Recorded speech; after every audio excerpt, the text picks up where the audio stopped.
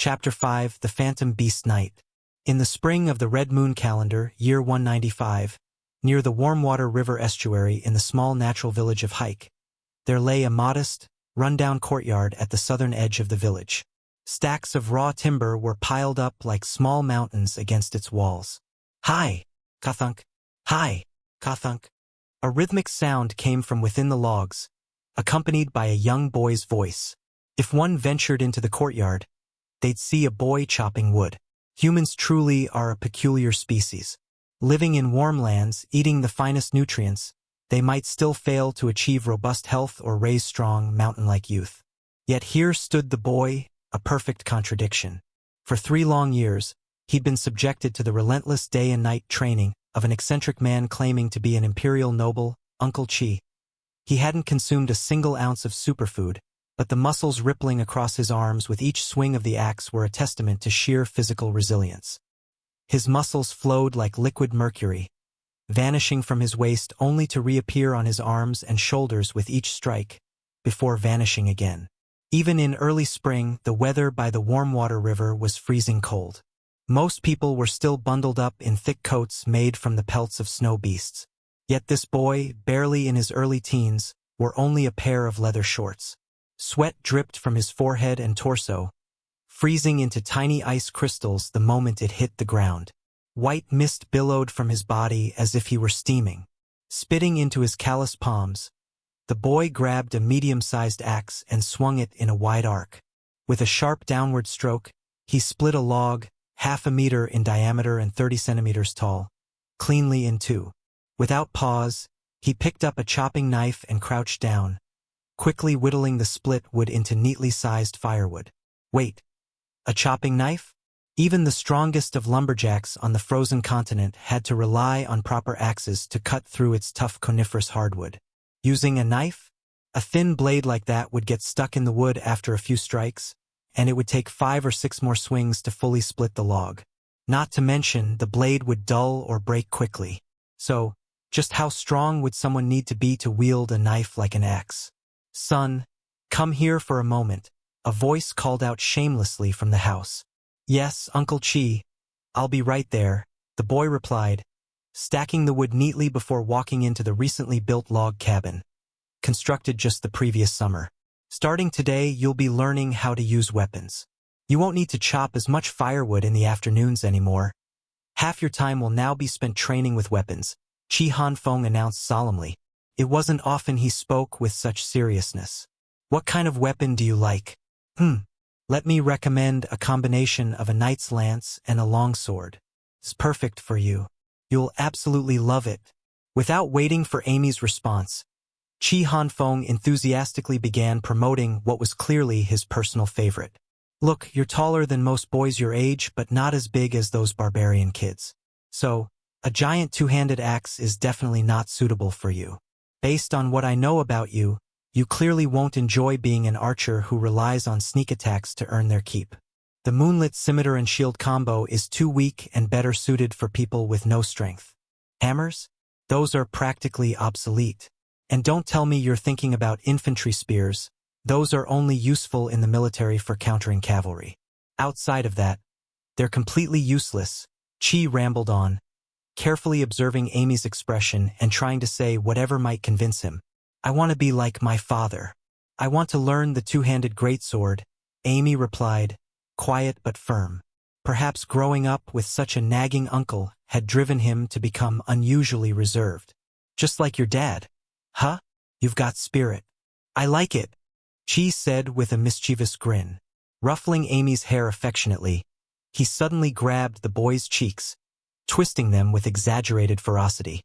His expression turned into that of a scheming wolf. "Nope, this time I'm calling the shots. You're going to learn the knight's lance. I'm going to turn you into a proud imperial knight, just like me." "What's so great about the 2-handed greatsword anyway?" "It's the lowest tier weapon in the military. Proper knights use single-handed rapiers paired with shields for formal occasions. On the battlefield, it's all about the lance and shield combo. That's the backbone of warfare. In the armies of both empires and federations, newly enlisted soldiers were typically assigned to one of 3 training camps. spearmen, archers, or two-handed swordsmen. After a year of training, those who showed potential could advance to higher-tier units. For example, spearmen might become squire knights or axe warriors. From the archery division, the strongest recruits were often selected to become longbowmen. However, the two-handed swordsman division was notorious as the dumping ground for recruits deemed unfit for anything else. Only the rare few who excelled in this role ever had the chance to become squires, and even then, they'd have to completely retrain with other weapons. And those opportunities were scarce. On top of that, two-handed swordsmen rarely saw the battlefield. If not for their low equipment costs and their utility in maintaining order, this unit might have long been retired from all armies. No matter how Hanfeng tried to persuade or threaten him, Amy remained silent. Naturally, this was not a sign of agreement. Oh heavens! What sin have I committed? Me, an imperial knight, burdened with such a stubborn disciple. Big brother, I failed you. Sister-in-law, whom I've never even met. I'm so sorry. I'm too incompetent to properly train your son. He wants to become a lowly, good-for-nothing, two-handed swordsman. Qi lamented theatrically, clutching his face as if in agony. Quit crying. You're a grown man whining without a single tear. And stop peeking at me through your fingers. I'm not changing my mind, Amy replied, his rare display of black humor as biting as ever. Perhaps constant exposure to Hanfeng's antics had rubbed off on him. Looks like I have no choice but to reveal my true identity to convince you, said the man, his hands covering his face as he sat motionless on the edge of the bed, as cold and still as a statue. Amy, I'm not an ordinary knight. I am a phantom beast knight, the highest rank among imperial knights. I hope you can become a proud phantom beast knight, just like me. In my name, I summon you, Phantom Spirit Wolf. Hanfeng clasped his fingers tightly together. A massive pentagonal barrier appeared in the middle of the room. After a dazzling flash of white light, a snow wolf twice the size of an ordinary wolf materialized in the center of the room. Its pristine white fur flowed smoothly from its head to its tail, the large bushy tail wagging lazily. The wolf lay with its head resting on two enormous paws, snoring comfortably, zzz. The middle-aged man, who had hoped to astonish Amy with this grand display, was the one whose jaw nearly hit the floor when he saw the oversized white wolf. Xiao Bai. The fallen noble crouched down and stroked the wolf's ear as he let out a lament. It's been 3 years since we last met. I'd hoped you would recuperate in the Phantom Beast Sanctuary and emerge as the king of Phantom Beasts. But instead, the biggest surprise you've given me is that you've gotten fat. Suddenly overcome with hysteria, Hanfeng grabbed the wolf's ears and began yanking furiously, sending tufts of white fur flying everywhere. You've gained so much weight. I can't believe this. Roar arg. Startled awake by Qi's shouting, the wolf snarled in protest. Shaking free of the human's annoying hands, it bared its massive fangs and blood-red tongue, its fierce demeanor making it appear as if it were about to devour its tormentor. But the moment the wolf recognized Hanfeng, the ferocity melted away. A goofy grin spread across its face, and its tail wagged enthusiastically before it pounced on Qi, pinning him to the ground. Throughout the ordeal, Hanfeng shamelessly displayed the worst of humanity's comedic behavior. Faced with the wolf's earlier aggression, he had quickly changed his tone, stroking its fur with an ingratiating smile. No, my dear Xiao Bai. What I meant was that in 3 years, you've grown bigger and more handsome. But the moment the wolf let down its guard, Hanfeng flipped the tables, wrestling the beast onto its back. He gripped the wolf's mane with one hand while pounding its head with his fist. You little punk! How dare you snarl at me? From now on, you're not going back to the sanctuary. You're staying here and guarding the courtyard every night. The poor wolf whimpered pitifully, yet it was clearly resigned to its fate. After all, phantom beasts understood their masters better than anyone.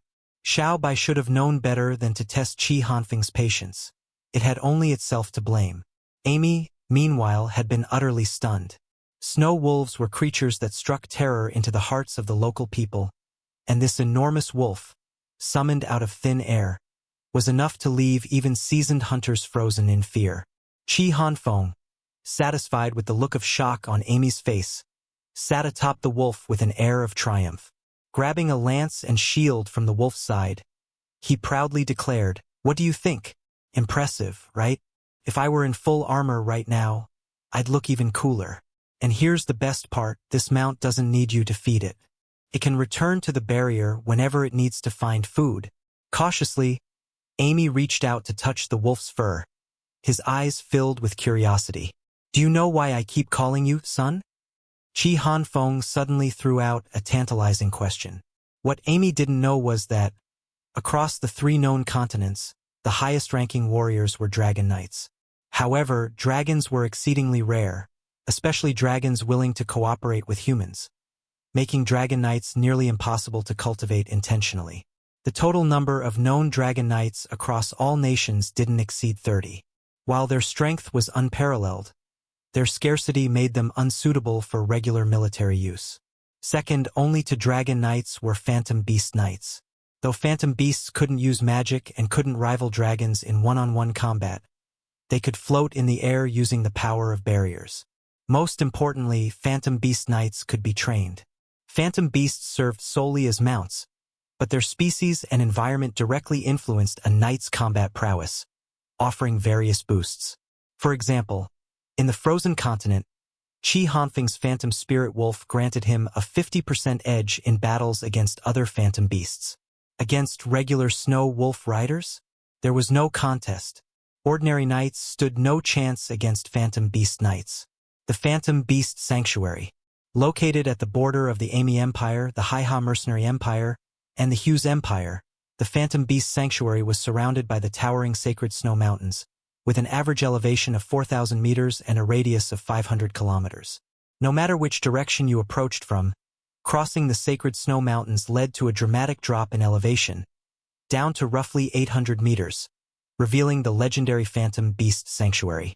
If one hadn't seen it with their own eyes, they would never believe that such an enchanting land could exist within the snow-covered mountains. From a distance, various phantom beasts roamed freely, living in harmony. Yet any attempt to enter the sanctuary was met with an impenetrable barrier. It was said that only at the rare moment when the black sun and white sun overlapped, and only when guided by a spirit beast with phantom potential, could one pass through the barrier. Of course, these stories were largely relegated to folklore. The specifics of accessing the sanctuary were rumored to be known only to the highest-ranking officials of the Amy Empire, the Haiha Mercenary Empire, and the Hughes Empire. Some traveling bards claim to have heard a cryptic song at a dwarf gathering. Of the 4 races left by the Creator, the wise claimed the heavens, the wicked claimed the underlands, the ignorant wandered the earth, while the pitiable dwarves sought the Creator's relics. When the light of life returns, the sacred phantom beasts shall guide the ignorant to salvation. This mysterious verse only added to the allure and mystique surrounding the Phantom Beast Sanctuary. From Shanghai Chronicles, Myths and Legends. Chapter 6. Audacious Plans. Amy, I've always treated you like my own son. My hope is that one day you'll become a noble. Only those with imperial noble titles have a real chance of competing to become Phantom Beast Knights. Hanfeng sat atop the snow wolf, scratching the wolf under its chin. The wolf, despite just being slapped moments ago, closed its eyes in bliss, purring contentedly. Son, let me share a little secret with you. If you want to quickly get on the good side of snow wolves or other phantom beasts, the fastest way is to scratch their chins. These big dummies can reach every other spot on their bodies with their claws, except their chins. If someone's willing to scratch that itch for them, they'll be overjoyed, Hanfeng advised slyly. But what does this have to do with what weapon I should learn? Amy, now back to his usual calm self, was clearly far sharper than the wolf Xiao Bai and didn't fall for Hanfeng's trickery. You idiot, Qi scolded, giving Amy a firm smack on the head. The 6 principles of the two-handed sword are ruthlessness, strength, precision, agility, speed, and skill. This means swordsmen need extremely nimble footwork. As far as we know, No phantom beast can provide the speed needed to complement the two-handed sword. If you insist on learning the sword, you'll never become a knight. A sly grin spread across Qi Hanfeng's face. Here's the plan. You train with me in the lance. In 5 years, you'll be 15, just in time for the alignment of the Black Sun and White Sunday. As tradition dictates, the Ami Empire will send emissaries to the northern Hami Kingdom to request 6 spirit wolves born from the Wolf King. I plan to borrow one of them and take you to the base of the Phantom Beast Sanctuary. I'll teach you how to transform the spirit wolf into a phantom beast, and then you can become a phantom beast knight. There are only 6 of them. Who in their right mind would lend one to us? It'll either be theft or robbery. Amy coolly exposed the young man's plot, already familiar with his uncle's wicked tendencies. Those spirit wolves are destined for that wretched Redstone Emperor anyway. I'll just help him by picking one out in advance. Don't you think he'll be grateful? The shameless man boasted, patting his chest confidently. If it weren't for the fact that I want you to become a noble knight, I wouldn't care whether you use a lance or a sword. Hanfeng, have you ever heard of a bird called the frenzied eagle? A hoarse voice interrupted. Hey, Uncle Harper, when did you get back? Both Qi Hanfeng and Amy suddenly noticed Grandpa Harper standing in the courtyard. I've been here for a while. You two seem to be having a good chat, so I didn't interrupt, the old man replied in a deep voice. The frenzied eagle is known for its agility and speed. It flies at incredible velocities. One of our ancestors once tamed a large frenzied eagle and discovered that it could perfectly match the speed needed for a two-handed swordsman. Moreover, the eagle itself is a spirit beast, and it is said that it can enter the Phantom Beast Sanctuary for refinement. Uncle Harper, how do you know so much about cultivating phantom beasts? Qi Hanfeng was surprised that someone in this remote mountain village knew such detailed information. The Qi family isn't the only noble lineage in the empire. Our family once was too, but due to certain circumstances we left the empire. Grandpa Harper clearly didn't want to delve further into the subject. Through a 2:1 vote, the two-handed sword became Amy's primary weapon of study. Under Qi Hanfeng's relentless insistence, however, the lance and shield combination was designated as his secondary training. Future generations of greatsword warriors would likely breathe a sigh of relief knowing that, if not for Grandpa Harper's intervention, Amy might have been coerced by Qi Hanfeng into an entirely different and unsuitable path. Training in two-handed swordsmanship was reportedly both arduous and dangerous, or so Qi Hanfeng claimed. According to Qi's theory, every part of a greatsword except for the grip was a danger zone, capable of harming small animals, like Xiao Bai or even Qi Hanfeng himself, with just a single swing. As such, under Qi Hanfeng's insistence, Amy trained with a blunt iron sword forged by the village blacksmith. Weighing 30 kilograms, it was about as heavy as a large axe. Of course, his afternoon firewood cutting sword was the real deal. The year of the Red Moon calendar 196. By the time Amy was only 11 years old, he had already achieved astonishing results with the two-handed sword. His mastery of ruthlessness, strength, and precision had advanced by leaps and bounds. According to Qi Hanfeng, Amy's current skill level had already reached that of Lake Harper in his prime. Without the assistance of Xiao Bai, even Qi Hanfeng's lance struggled to penetrate Amy's defensive range. When comparing single-handed sword combat, Qi Hanfeng had to rely on his swift footwork to evade Amy's attacks. Otherwise, his lightweight single-handed sword, weighing less than 5 kilograms, would easily be knocked out of his grasp. Faced with this awkward predicament, Qi Hanfeng often scoffed at himself. The supposedly agile and swift greatswordsman is using brute force to utterly overwhelm a knight, who is supposed to excel in charging with raw power.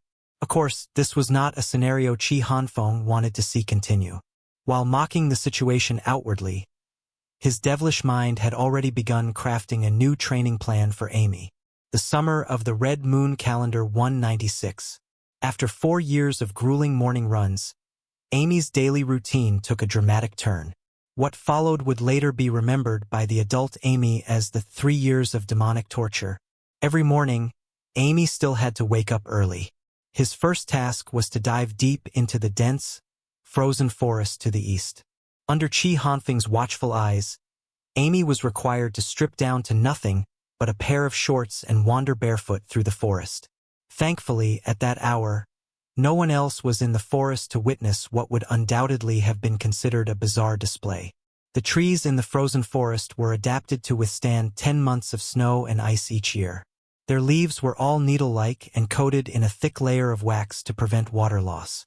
When these sharp needles scratched exposed skin, combined with the knife-like chill of the biting wind, the sensation was indescribable: pain, itchiness, and numbness all at once. To avoid being slashed by the tangled branches, one had to move slowly. But walking slowly meant enduring the relentless cold. If one ran to keep warm, they would have to endure the agony of countless needles stabbing into their skin. During the first year, there wasn't a single patch of intact skin left on Amy's exposed body, especially his feet, which were covered in scabs from the branches scratching them raw. Amy often had to use his shoulder to push aside obstructing branches, and his right shoulder even became so raw that the bone beneath was exposed. On countless occasions, Amy collapsed unconscious from the cold. If not for the healing properties of Snow Moon Lake, poor Amy would have likely perished during this torturous training. Grandpa Harper, watching his grandson suffer day after day, could hardly hold back his anger. But each night, seeing Hanfeng meticulously cleaning and dressing Amy's wounds while he slept, the old man would simply shake his head and swallow his words. Over time, however, Amy's body seemed to develop a mind of its own. He gradually learned to instinctively avoid the branches that whipped out at him. Eventually, he was able to run freely through the forest. 2 years later, Amy could ride Xiao Bai at full speed through the frozen forest, dodging branches and leaves with ease. From that point onward, Hanfeng no longer engaged in ground combat sparring with Amy. In his own words, "You've graduated from land-based combat." Whether that graduation meant Amy had surpassed his teacher was a question best left unanswered. The 10 years following the Red Moon Calendar 193 marked a unique era of extraordinary magical growth, especially among mages specializing in ice magic. According to the classified records of the Magic Guild, the Ice Tower of Prayers produced 30 mages in under 10 years, a number approximately 100 times greater than usual. The key to this unprecedented phenomenon was the intervention of a man completely unskilled in magic. That man was none other than the legendary Lake Harper. Excerpt from the Chronicles of Millennium Magical Figures.